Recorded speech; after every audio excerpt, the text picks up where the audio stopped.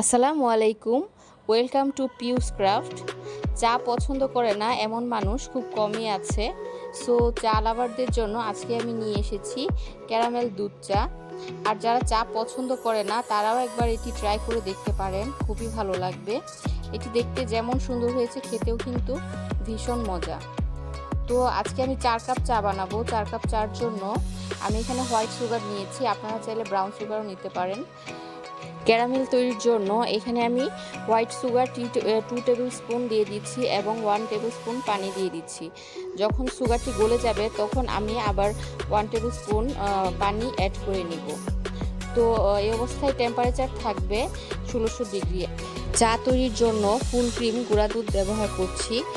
অনেক সময় গরম পানিতে ডিরেক্ট গুঁড়া দুধটা দিয়ে দিলে ছোট ছোট দলা পাকিয়ে যায়, তাই হালকা কুসুম গরম পানিতে প্রথমে আমি গুঁড়া দুধটি ভালোভাবে গুলিয়ে নিচ্ছি, দেন টিপটে ঢেলে দিব। একটা জিনিস খেয়াল রাখবেন, গুঁড়া দুধ যত বেশি দিবেন চার ঘনত্ব কিন্তু তত বেশি বেড়ে যাবে এবং দুধের টেস্টও অনেক বেশি বেড়ে যাবে।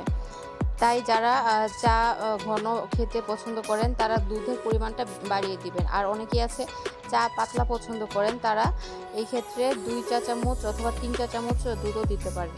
তো দেখতে পাচ্ছেন আমার ওই দিক দিয়ে ক্যারামেলটা হয়ে গিয়েছে। ক্যারামেলের কালারটা যখন এমন হয়ে যাবে তখন উঠিয়ে ফেলবেন, ঠিক ব্রাউন কালার। আর যদি আরও বেশি কালো হয়ে যায় তাহলে চাটি তিতা লাগবে। সো আপনারা চা ক্যারামেলের কালারটা দেখে তারপর উঠিয়ে ফেলবেন।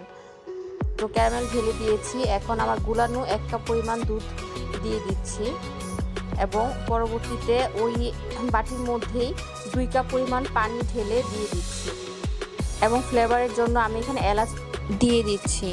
তো এলাচটি হালকা ছিঁড়ে দিবেন, তাহলে চার মধ্যে এলাচের ফ্লেভারটা ভালো আসবে। তো আমি এখানে 4টি এলাচ দিয়ে দিয়েছি, আপনারা চাইলে দারচিনিও ব্যবহার করতে পারেন। দেন আমি চা পাতা দিয়ে দিব। যেহেতু আমি লিগার বেশি খাই না তাই 3 চা চামচ চা পাতা দিয়ে দিচ্ছি। আপনারা যদি লিগার বেশি খান তাহলে এখানে 4 চা চামচ চা পাতাও দিতে পারেন, কোনো সমস্যা নেই।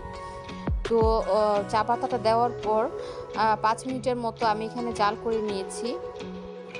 তো 5 মিনিট পরে আমি ফিরে আসছি।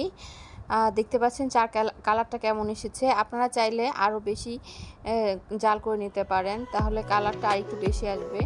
যারা স্ট্রং ফ্লেভার খেতে চান তারা একটু বেশি জাল করে নেবেন, তাহলে স্ট্রং একটা লিগার আসবে। তো আমার এটা প্রায় হয়ে গিয়েছে, দেখতে পাচ্ছেন খুবই নাইস একটি কালার এসেছে, দেখতে পাচ্ছেন। তো ক্যারামেল চার এটি হচ্ছে পারফেক্ট কালার। আর আপনারা লাস্টে উঠানোর আগে চার অবশ্যই কালার এবং চিনি দেখে উঠিয়ে ফেলবেন। ফুল ভিডিওটি দেখার জন্য থ্যাংক ইউ সো মাচ।